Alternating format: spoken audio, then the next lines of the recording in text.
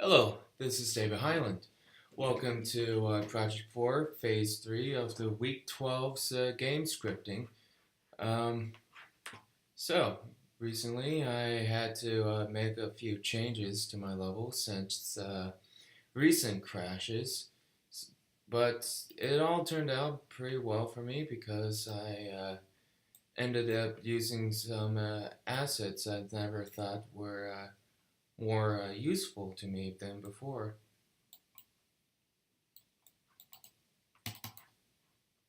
Oh crap. Alright, there we go.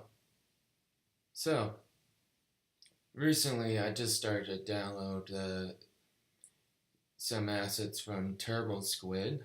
However, every time I do that, either the imports didn't really go through or it just kept crashing on me, which it had me set back by a lot.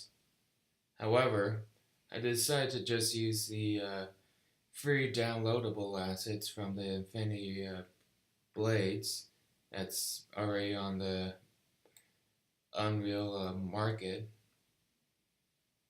And so far, I don't quite have too much artistic value to this. However, what I want to do is at least build a little more into this, like have a marketplace around here and at least a armory around here, and build at least a storyline to where players are interacting in a little short skit.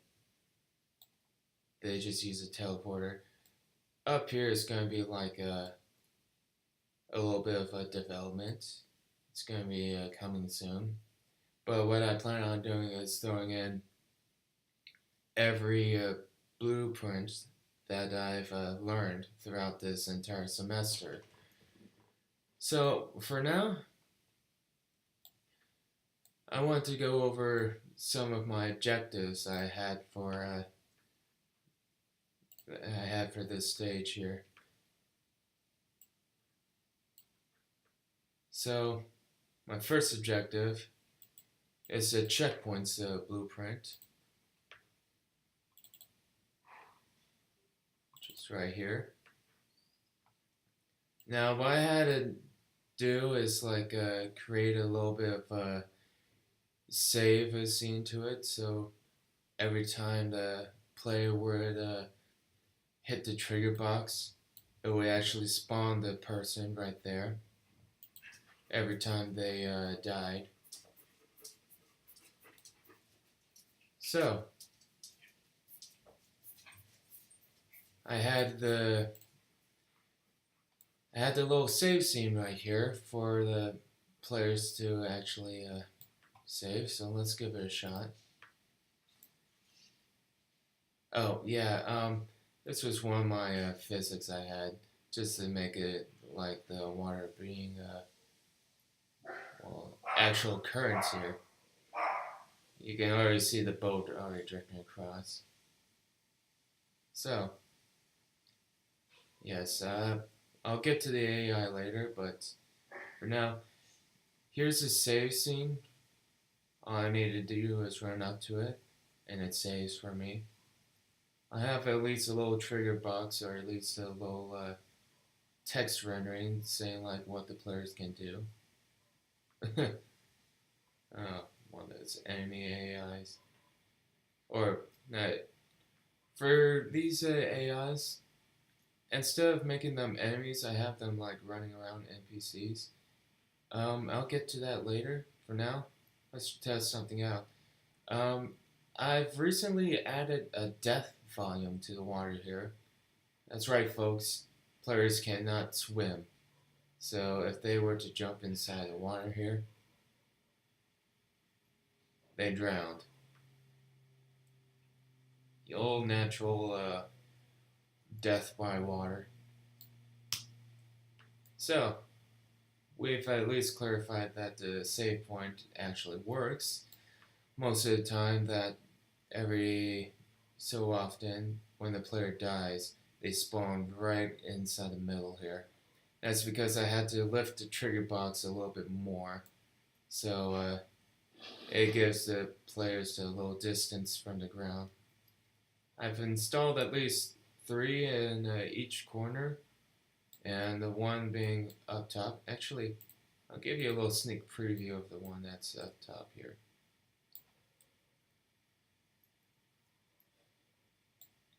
So, you have at least a few scenes right here. What I will have the player do is like spawn around here using a teleporter, be greeted by this guy here. Afterwards, a scene occurs. Um, Spoiler alert, he dies, and the player will have to escape back down to the teleporter. And a few scenes, will be acted out. But for now, um, covered the respawn points. One kill zone that immediately kills the players upon entering. Well, I've already clarified with you. Oh, come on. Well, we've already clarified the water is already instant death for the players here. It's automatically saving, so it's going to take a while here. There we go. So, here it is. Oh no, what happened?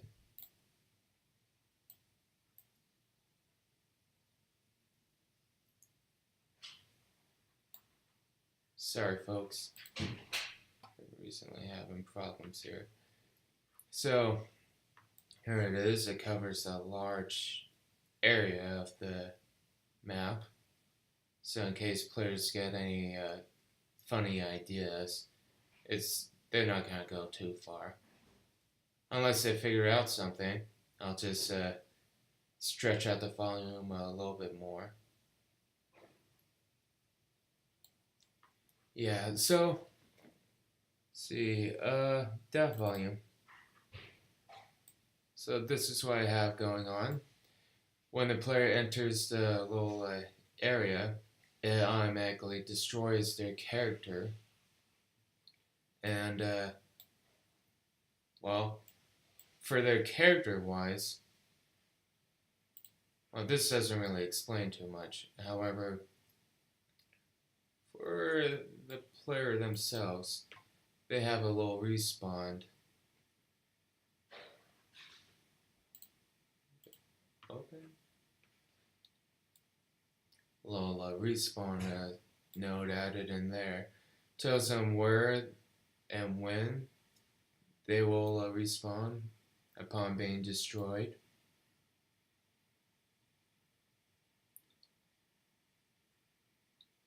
See, whenever the player gets destroyed, it will automatically possess that little avatar, and they will have full control over it.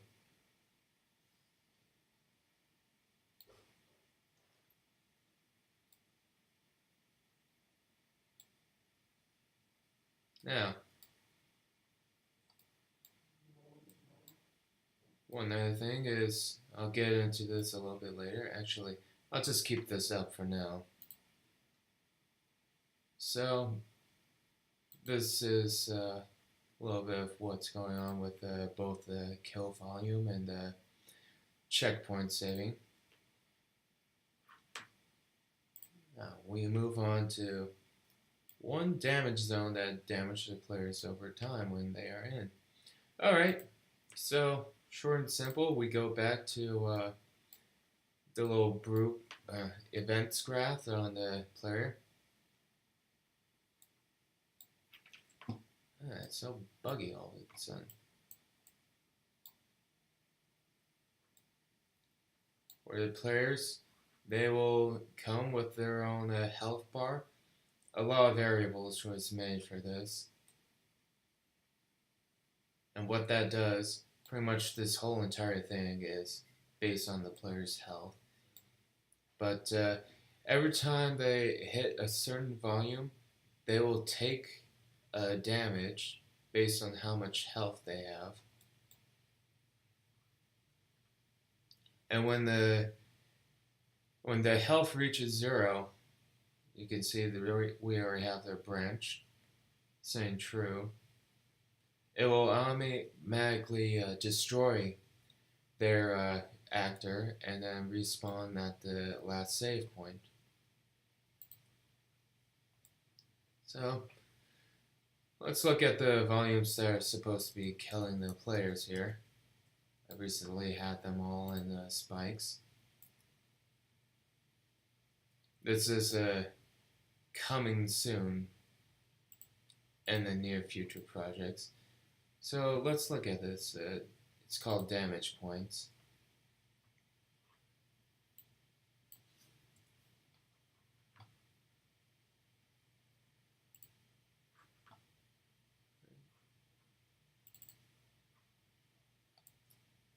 Okay, so pretty much before going into the events graph, this object has to come with a box collision, telling players that if they go anywhere near it, if they touch it, it'll automatically act upon action here. So when the actor themselves end up touching it, it'll apply the damage here. Base damage is 10. The players themselves are up to 100. So as soon as they touch the box, I'll have the thing read out negative 10 HP each time. So what that means is as soon as they die, I know this isn't much, but the third person thing actually covers it, where this is pretty much their health bar right here. If they die, then their actor is destroyed, and then they get respawned upon initialization. So, let's give it a try.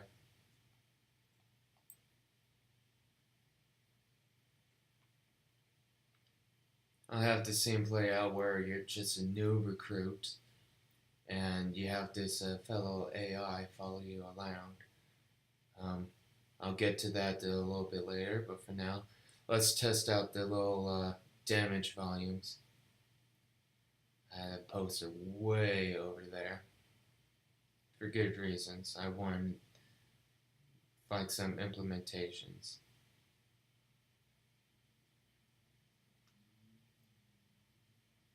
You can already see up on the top left your little warning.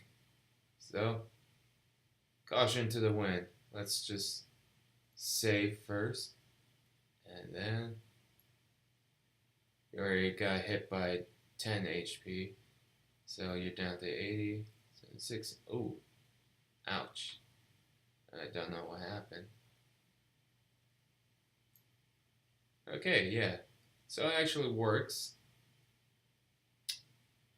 This guy ended up following me.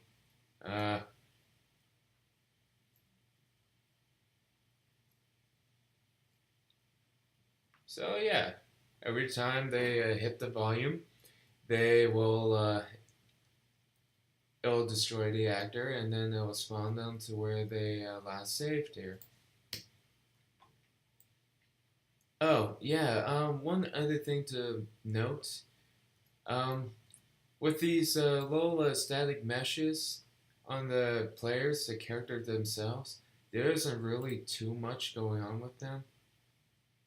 All I can tell you is that I recently ran into a few problems where every time the actor got destroyed, it would go back to the basic mannequin. So what I end up doing is going back to the third person box viewport mesh, and this is always going to set the things to default. So it was originally on the original skeletal mesh, you might want to have to change both the animation and the mesh for your avatar. So to reiterate, you're gonna have to change it from inside the event rather than on the sidebar here. Okay, so next up, at least one AI controller that patrols randomly until it sees or hears another actor event, at which point it chases the actors who seeks the location of that event. Well, we've already proven so far that if the goblins ever hear you or if they ever get near you, they will start to follow you. I recently had them as enemies. However, I wanted to make a more interactive environment rather than some random enemy just coming up to you and just damaging the player. No, I decided to give them the role of NPCs or free roaming NPCs that go around. Right now it's saving, so I'll explain it a little more in detail. What I have the enemy AIs going around doing is just being hagglers. They're asking for change for the player, and when they spot the player, they will come up to them and say, "Spare some change." Oh, come on. There we go. So this was a little bit more difficult because I also had to run the little AI stage right here. So they're going to be on these 4 actions right around here.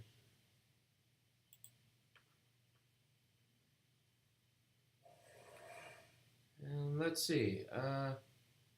Let's go ahead and look at the one the enemy AIs or NPCs. So what I have them doing, don't know why. So, oh yeah. So you know what? Let's go ahead and show you what I mean. See, originally, if these AIs were to die, they will revert back to this. So you don't want that to happen. So we'll go ahead and transform these guys into goblins. There you go. And then throw in their little animation thing. Compile. Save. So yeah, these guys have their own little trigger box here. All you need to do is throw in a little box collision. Now, onto AI actions. Go to event graph. You originally have to delete everything that they have already, and then start give them a little action here. Now you have to create a bunch of variables pertain towards navigation data and AI state. What recently I have been doing is messing around with this. So far, I know for them it's an open area. They'll start roaming around. But then I'm going to start secluding a few places where you only have to deal with one of them at a time in a certain area. So for now, every time they move to a location, they're following along with what the AI has been programmed to do. So if they were to spot the player, they will be in a chase scene. Actually, before actually explaining all of this, let's go back to the viewport here. character movement is one thing, but you have to add in the pawn sensing. You can go over to add components and say pawn sensing. And what you can actually do is control the AI's little basic hearing or sights. So hearing, all these are at the default settings, but for sights, if I want to, I can make them a little bit blindfolded right here.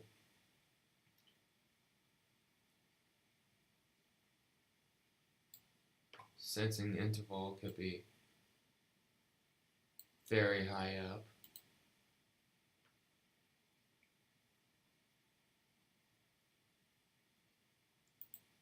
Instead of a 90-degree vision, we can just have them like be a little narrow, like a little tunnel vision right here. For now, let's just have them go for the basic right there. So in case they ever do see the player, I'll be in their line of sight. And of course, I can like reduce or maximize a little hearing. So in case I hear the player's footsteps, they'll come running towards them.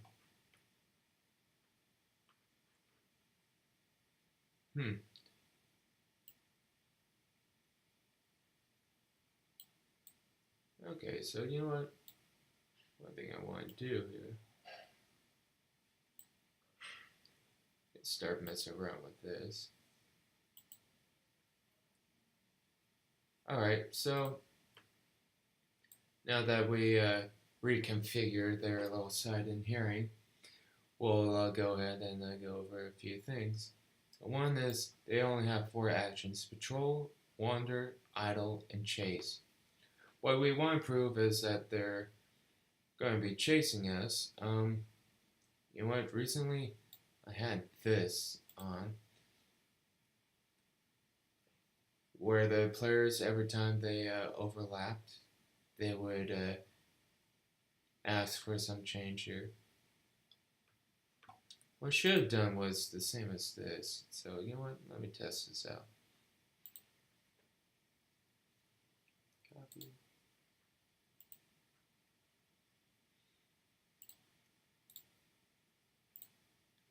Paste.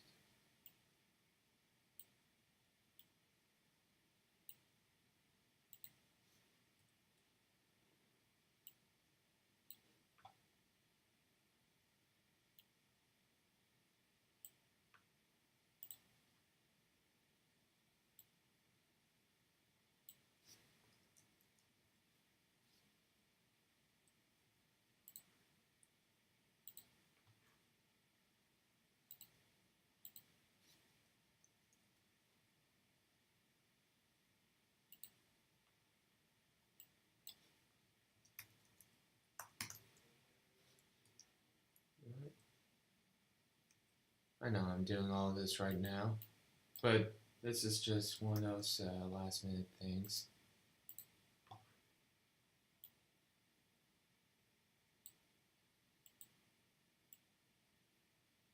Oh wait,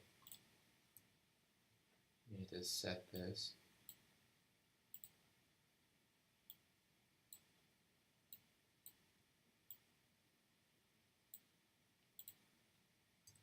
You know what?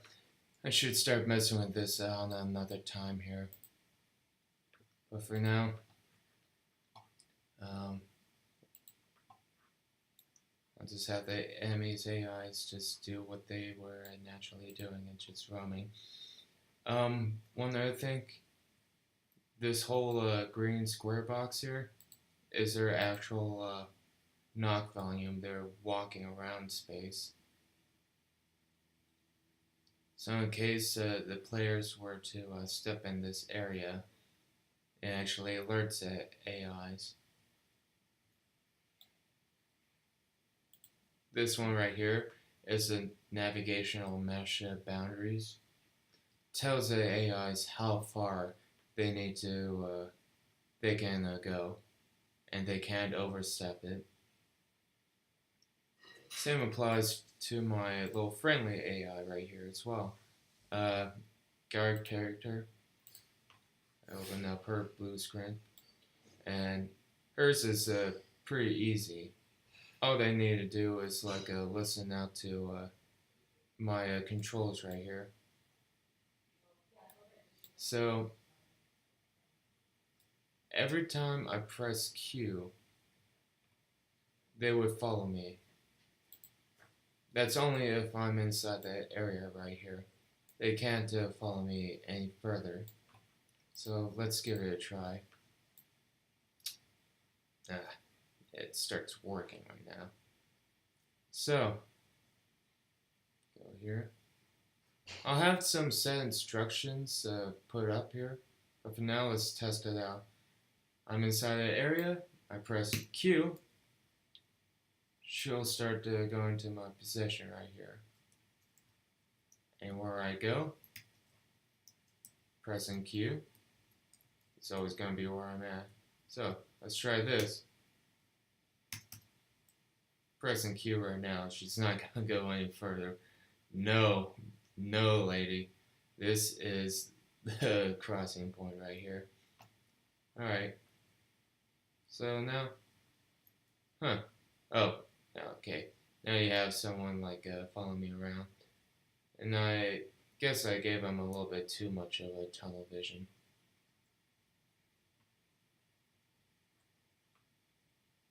So, that's about it.